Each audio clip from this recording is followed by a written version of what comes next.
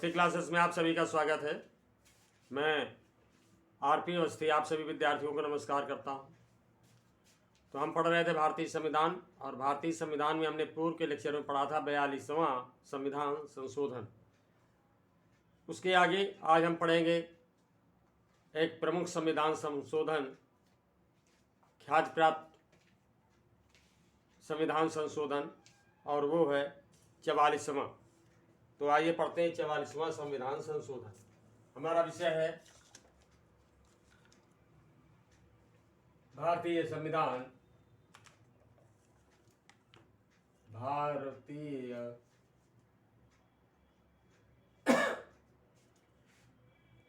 संविधान।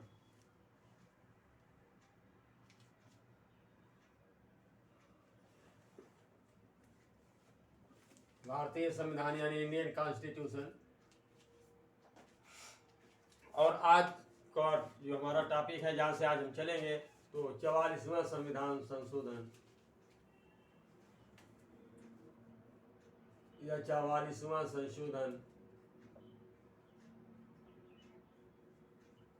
शार्ट में लिख रहा हूँ 44वां संशोधन, वैसे 44वां संविधान संशोधन कहा जाएगा, ठीक है। तो 44वां संविधान संशोधन यह है 1978 का, 1978। अब आइए देखते हैं इसमें क्या क्या प्रावधान किए गए। तो 44वें संविधान संशोधन की खास बातें निम्न है। जब हमारा संविधान संशोधन लागू हुआ उस समय मूल अधिकारों की संख्या 7 थी, ठीक है। यानी संविधान के लागू होने के समय मूल अधिकारों की संख्या 7 थी। संपत्ति का अधिकार जो है मूल अधिकारों की श्रेणी में ही था। यानी उस समय कोई भी व्यक्ति जितनी चाहे उतनी दौलत जो है इकट्ठी कर सकता था, उतना धन कमा करके अपने पास रख सकता था। लेकिन 44वें संविधान संशोधन के द्वारा इसे कानून के दायरे में बांध दिया गया, कानून के दायरे में रख दिया गया। तो क्या व्यवस्था की गई कि संपत्ति के मूल अधिकार को समाप्त करके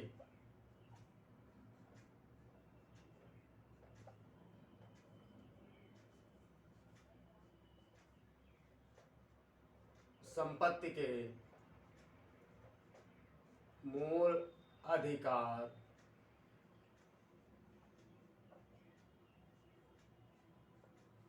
को समाप्त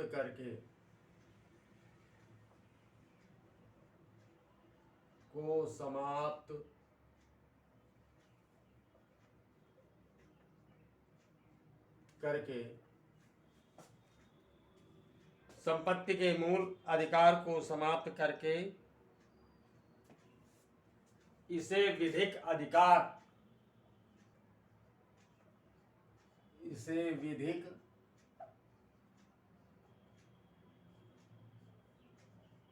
का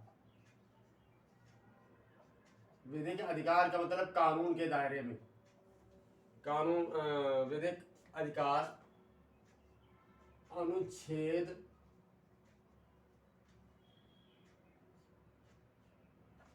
300 ब्रैकेट का 300 ब्रैकेट का यानी 300 कोष्ठक का के अंतर्गत रख दिया गया, ठीक है।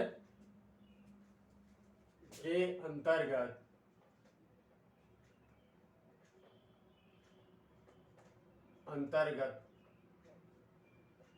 कर दिया गया।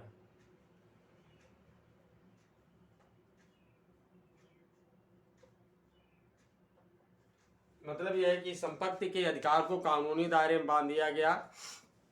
जैसे क्या है कि मान लीजिए आपने कोई व्यवसाय डाला, तो व्यवसाय में मोटे तौर पर यह है कि अगर आपने 100 रुपये कमाए तो 60 रुपये आपको जो है अपने पास रखने और 40 रुपये आपको टैक्स के रूप में गवर्नमेंट को देना है, ठीक है। मोटे तौर पर एक एग्जाम्पल दे रहा हूँ। तो इसके लिए क्या करना होता है कि जैसे ही आप कोई धन कमाते हैं तो अगर वो बड़े पैमाने पर है, खेती किसानी मजदूरी को छोड़ करके, हैं, सरकारी नौकरियों में क्या है, वो ऑटोमेटिक टैक्स के दायरे में बना रहता है। इसमें नियत है कि 2.5 लाख से ऊपर की अगर आपकी वार्षिक आय होती है तो आप टैक्स के दायरे में हैं, आपको मार्च के महीने में अपना टैक्स रिटर्न भरना पड़ेगा। इसी तरह से यदि आप कोई बड़ा व्यवसाय करते हैं तो उसमें भी आपको टैक्स रिटर्न भरना पड़ेगा। ठीक है, तो इसे टैक्स के दायरे में कर दिया गया, यानी जो है पूरा व्यवस्थाएं कर दी गई, वो बड़ा मैटर है। तो इसे 300 अनुच्छेद 300 ब्रैकेट का के अंतर्गत व्यवस्थित कर दिया गया। अगली बात देखते हैं क्या है कि इससे पहले आपने देखा था 42वें संविधान संशोधन में कि लोकसभा और विधानसभाओं का कार्यकाल 6 वर्ष का कर दिया गया था। ठीक है, तो उस 6 वर्ष के कार्यकाल को समाप्त करके पुनः 5 वर्ष का कर दिया गया। लोकसभा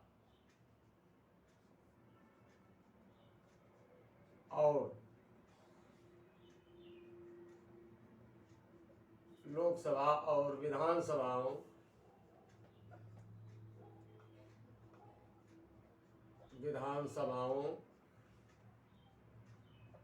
के कार्यकाल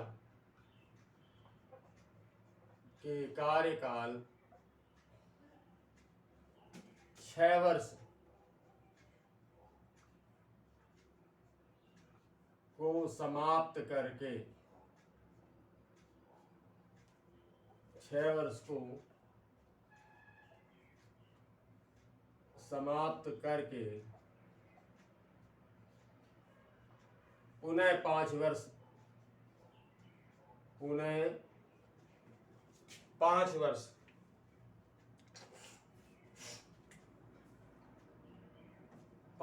वर्ष का कर दिया गया,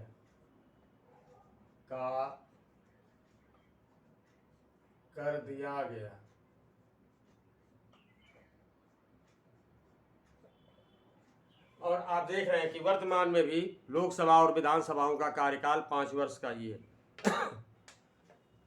ठीक है, तो इस तरह से व्यवस्था की गई। अगली व्यवस्था क्या की गई, आइए देखते हैं।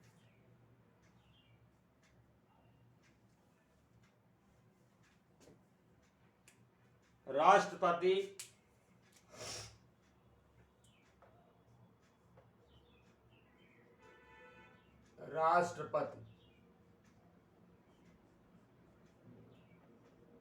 उपराष्ट्रपति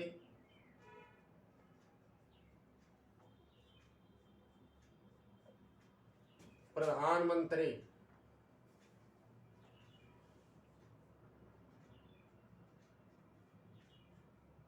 लोकसभा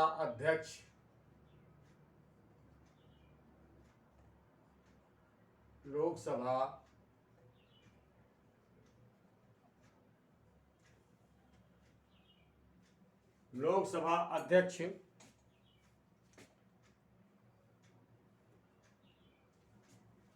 कि इनके क्या है कि अगर चुनाव के समय कोई विवाद हो जाता था तो इनकी सुनवाई का अधिकार पहले उच्चतम न्यायालय को था, लेकिन इसे बीच में खत्म कर दिया गया था। तो इस संशोधन के द्वारा पुनः जो है ये अधिकार उच्चतम न्यायालय को ही प्रदान कर दिया गया। ठीक है, तो मतलब उच्च न्यायालय और उच्चतम न्यायालय दोनों को। तो लोकसभा अध्यक्ष के चुनाव संबंधी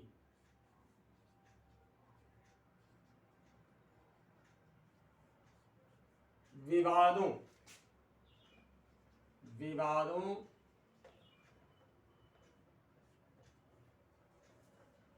की सुनवाई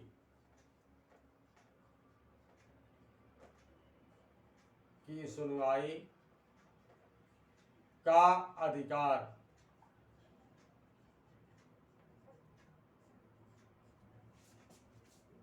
चुनाव संबंधी विवादों की सुनवाई का अधिकार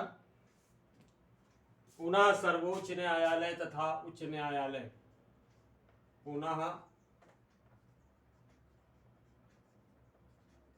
सर्वोच्च न्यायालय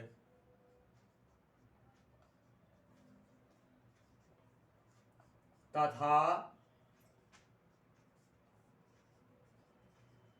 उच्च न्यायालय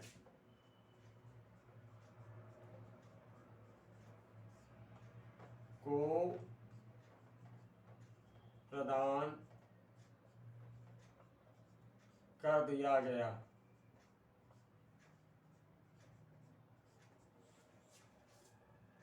क्लियर। अगला अमेंडमेंट क्या किया गया इसमें, मंत्रिमंडल द्वारा मंत्रिमंडल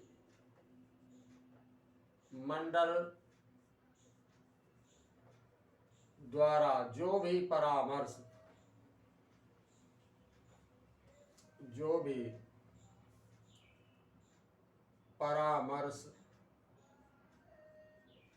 राष्ट्रपति को दिया जाएगा, जो भी परामर्श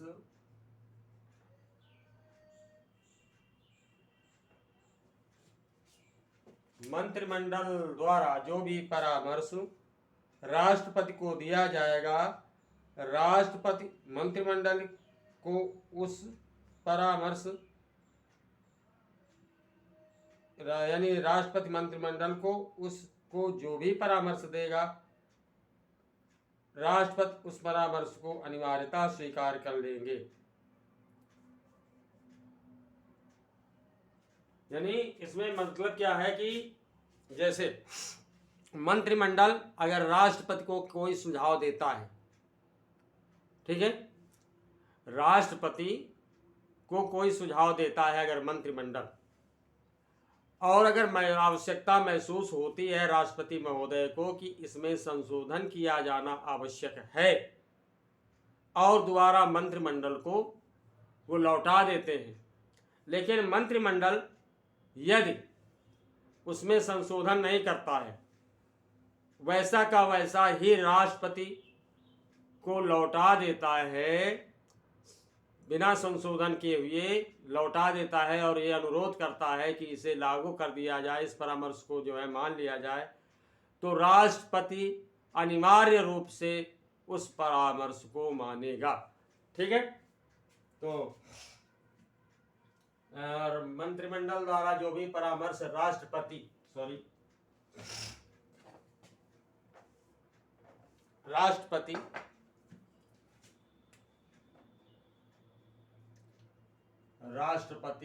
यानी प्रेसिडेंट को देगा,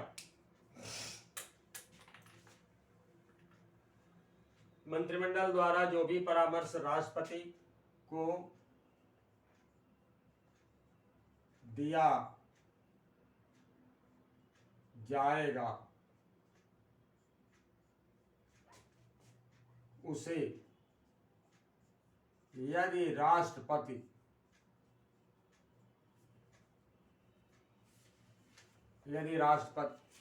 संशोधन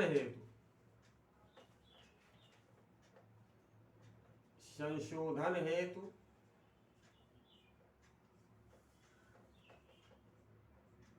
या पुनर्विचार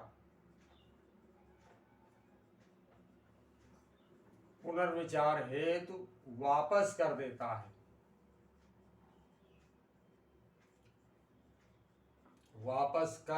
है,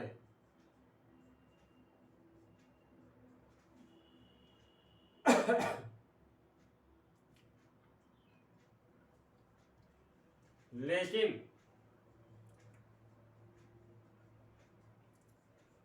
मंत्रिमंडल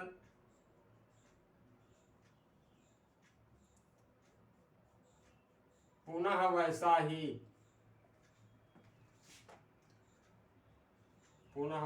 ही परामर्श राष्ट्रपति को वापस कर देता है,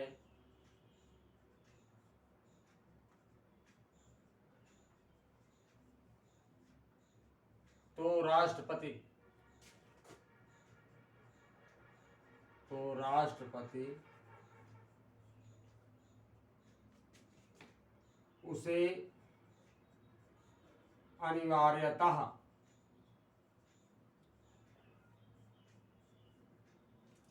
मानता है।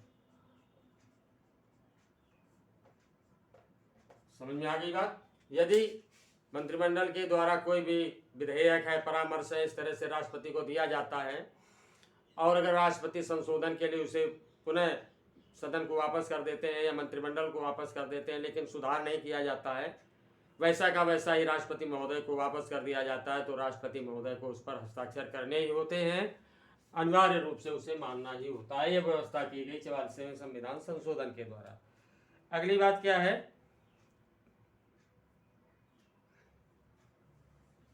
राष्ट्रपति के द्वारा आपातकाल की घोषणा तभी की जाएगी जब मंत्रिमंडल लिखित रूप से ऐसा करने के लिए दे। ठीक है, तो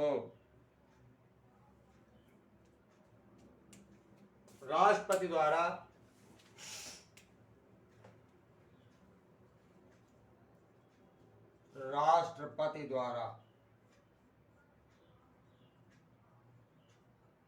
आपातकाल की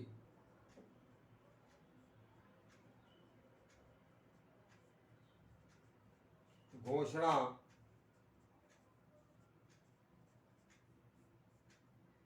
तभी की जा सकेगी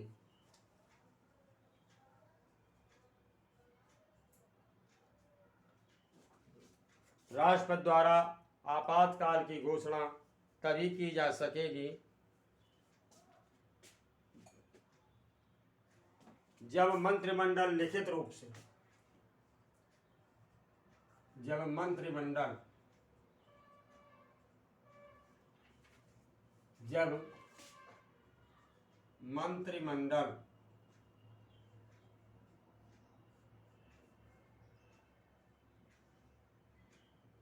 लिखित रूप से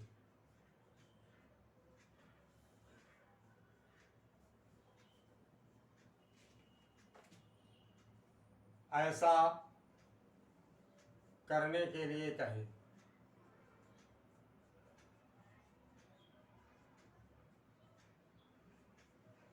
समझ में आ रहा होगा। यदि मंत्रिमंडल लिखित रूप से ऐसा देता, आप देखो एक यहाँ एक सवाल बनता है कि राष्ट्रपति द्वारा आपातकाल की घोषणा की जाएगी जब लिखित रूप से उसे ऐसा करने के लिए अनुरोध प्राप्त होता है मंत्रिमंडल के द्वारा, लोकसभा के द्वारा, विधानसभा राज्यसभा के द्वारा, राज्यसभा और विधानसभा दोनों के द्वारा। ठीक है, तो ये आपका आंसर क्या होगा, मंत्रिमंडल। ये कंफ्यूजिंग सवाल रहते हैं, गलत होते हैं ऐसे सवाल। तो मंत्रिमंडल लिखित रूप से ऐसा करने के लिए कहे, और इसके अतिरिक्त क्या है, आपातकाल जो है युद्ध, बाहरी आक्रमण या सशस्त्र विद्रोह की स्थिति में ही घोषित किया जा सकेगा। यानी आपातकाल जो है बाहरी युद्ध का खतरा या युद्ध चल रहा हो या सैनिकों का सशस्त्र विद्रोह हो जाए, ऐसी स्थिति में ही जो है आपातकाल लगेगा। आंतरिक यानी देश की आंतरिक अशांति के कारण जो है आप राष्ट्रपति शासन या आपातकाल नहीं लगेगा। समझ में आ गया। तो इससे भी एक सवाल बनता है कि आपातकाल लगता है युद्ध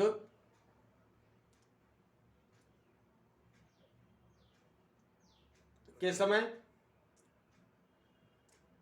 बाह्य आक्रमण के समय और सशस्त्र विद्रोह के समय, उपरोक्त तीनों कारणों के समय, और चौथा ऑप्शन आंतरिक अशांति के समय। तो आपका उत्तर होगा उपरोक्त तीनों कारणों के समय। ठीक है, तो नोट कर लीजिए इसे।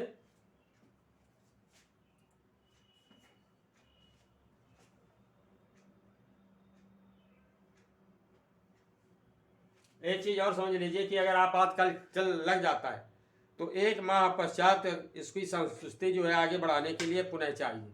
ठीक है, आगे अगर बढ़ाना है तो 1 महीने के बाद इसकी संस्तुति फिर लिखित रूप से चाहिए। तो अब जो है आगे की व्यवस्था देखते हैं, आगे क्या किया गया।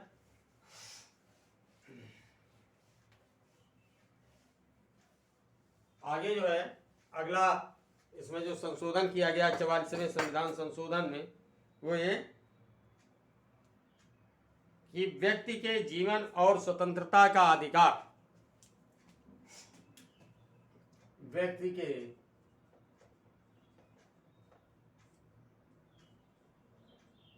जीवन और स्वतंत्रता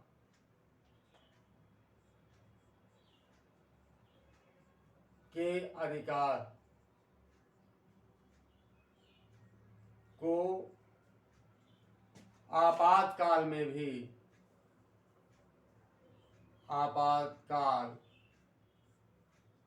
भी नहीं समाप्त किया जा सकता, समाप्त किया जा सकता।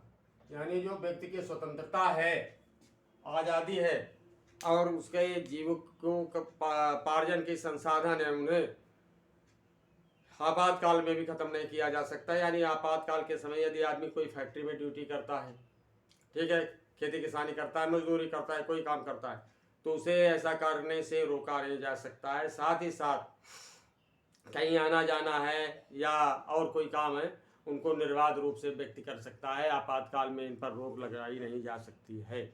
ठीक है, तो ये हो गया 44वां संविधान संशोधन। अब आते हैं 52वां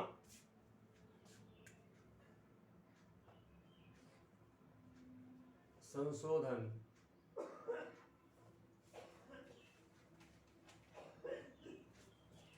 फिफ्टी सेकंड संविधान संशोधन, ये है 1985 का, 1985। तो इस संविधान संशोधन में जो है इसके द्वारा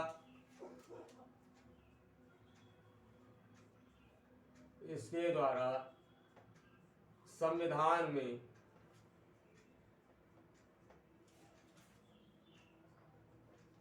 इसके द्वारा संविधान में 10वीं अनुसूची जोड़ी गई।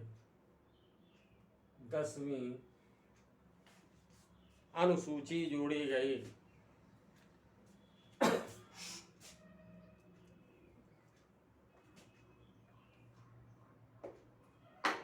10वीं अनुसूची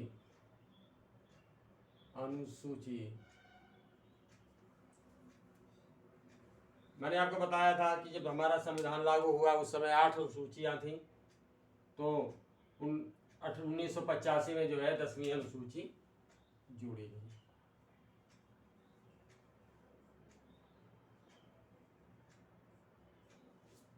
ठीक है, और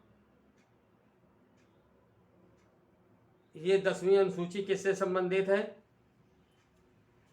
इसके द्वारा ऐसा होता है कि आदमी दल बदल कर लेता है, और ये गवर्नमेंट के लिए जो है एक ऐसी स्थिति बन जाती है। मान लीजिए कोई गठबंधन की सरकार चल रही है, कोई गठबंधन की सरकार है, मान लीजिए एक जो सरकार चल रही है वो गठबंधन की है, और उसमें ABCDE मान लीजिए 5 दलों का गठबंधन है, और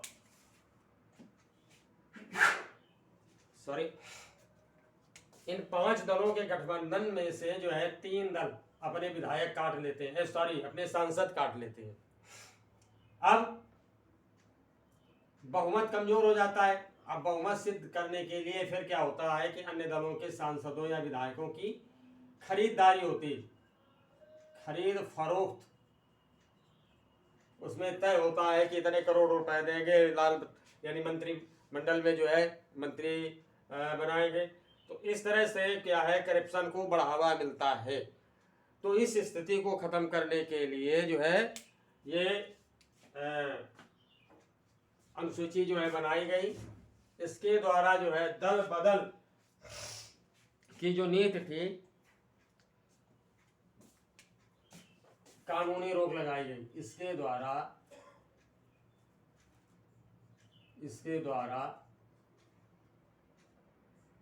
दल बदल मीन्स दल बदल लेना, दल बदल पर कानूनी रोक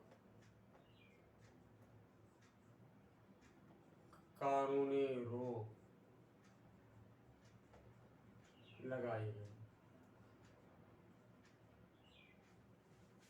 समझा गया? दल बदल की नीति पर जो है रोक लगा दी गई। इसमें जो है इसे कानून के दायरे में बांध दिया गया कि अगर विधायक या सांसद अलग होते हैं तो कितनी संख्या पर एक साथ अलग होंगे, कम से कम जो है उनकी संख्या क्या होनी चाहिए। होता ये है कि इससे अगर जो है फिर बहुमत न जुटा तो फिर दोबारा चुनाव करने पड़ते हैं, और एक बार के चुनाव में बहुत बड़ा खर्चा आ जाता है, महंगाई बढ़ती है। तो इस पर जो है रोक लगाने के लिए 10वीं अनुसूची जोड़ी गई। 10 दल बदल से संबंधित है 10वीं अनुसूची। ठीक, अब आते हैं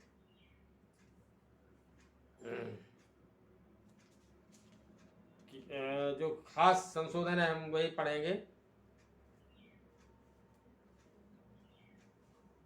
73वें संविधान संशोधन द्वारा, देख लीजिए 73वां संविधान संशोधन,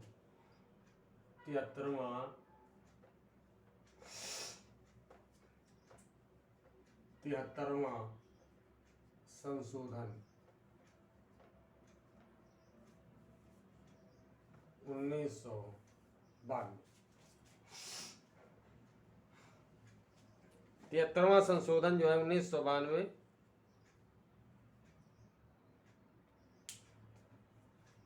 तो इसके द्वारा क्या किया गया, इसके द्वारा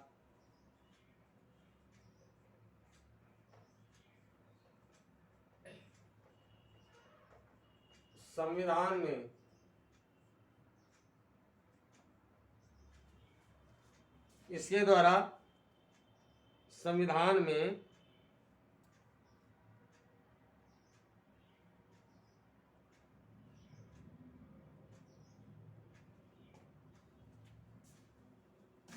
एक नया भाग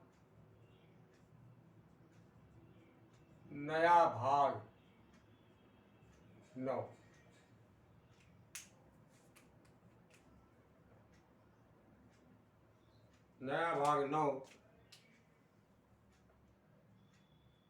तथा 11वीं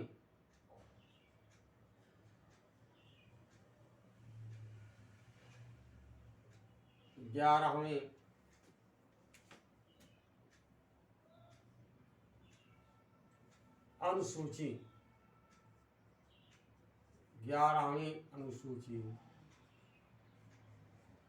जोड़ी गई।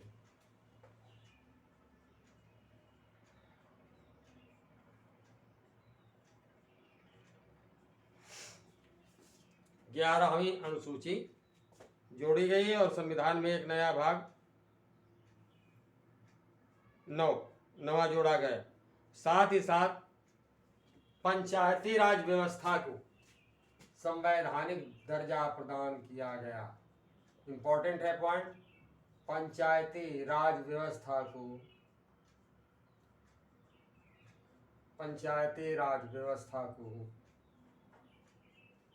संवैधानिक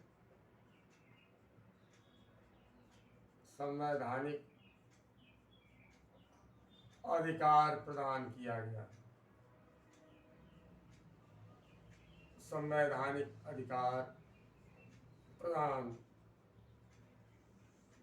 किया गया। ठीक, कानूनी दर्जा जो है पंचायती राज व्यवस्था को दिया गया।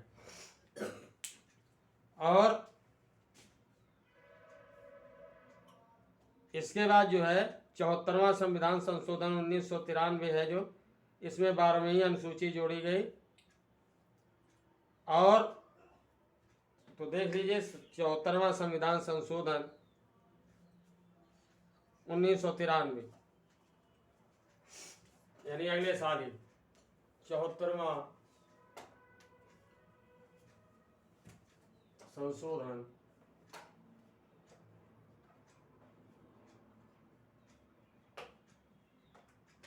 1993। तो इसमें क्या संशोधन किया गया?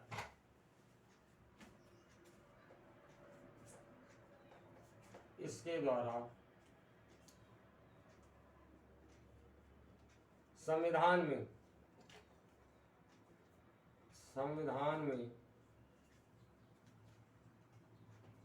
भाग 9 का, पहले भाग 9 था उसमें का और जोड़ दिया गया। संविधान में भाग 9 का यानी ब्रैकेट का ये नया पॉइंट जोड़ा गया,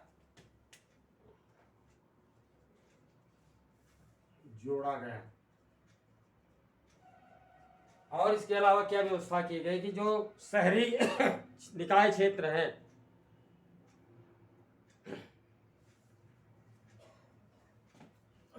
उनके लिए एक 12वीं अनुसूची जोड़ी गई। 12वीं अनुसूची जोड़कर 12वीं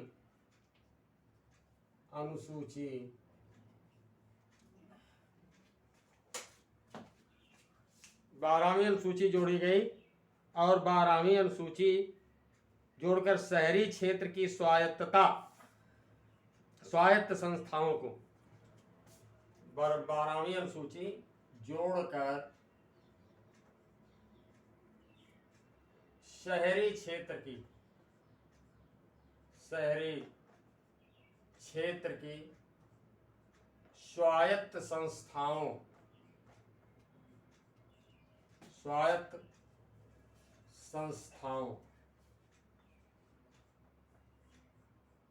यानी जैसे नगर पालिका है, नगर निगम है, टाउन एरिया है, ठीक है, नगर पंचायत परिषद और नगर निगम, स्वायत्त संस्थाओं को संवैधानिक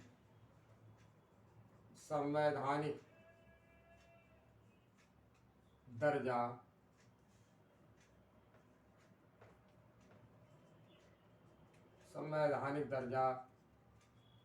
प्रदान किया गया।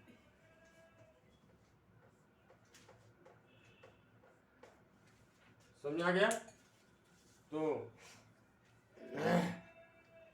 अब जो है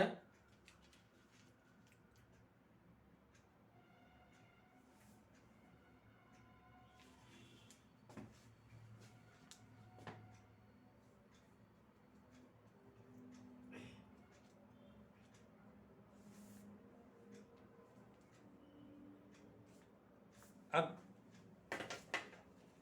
आज जो है इतना ही। नेक्स्ट जो है आगे, इसके आगे जो संशोधन है अगले लेक्चर में देखेंगे। तो उम्मीद करता हूँ अच्छे से इतने संविधान संशोधन समझ में आए होंगे। रिवीजन करते रहिए। मैं आपके अच्छे भविष्य की उम्मीद करता हूँ। आपके लिए जो है अच्छे भविष्य की शुभकामनाएं देता हूँ। तो अगर कहीं कोई प्रॉब्लम है तो कमेंट करके पूछिए प्लीज़। नेक्स्ट लेक्चर में मेरी फिर आपसे मुलाकात होगी। हाँ, एक बात और, मेरे चैनल अवस्थी क्लासेस को जो है सब्सक्राइब करें और मेरे अदर वीडियो से जुड़ने के लिए जो है बेल आइकन ऑल को जो है प्रेस करें, तो मेरे जो और सारे वीडियो हैं आप तक पहुंच जाएंगे। तो नेक्स्ट लेक्चर में मेरी फिर आपसे मुलाकात होगी। तब तक के लिए नमस्कार।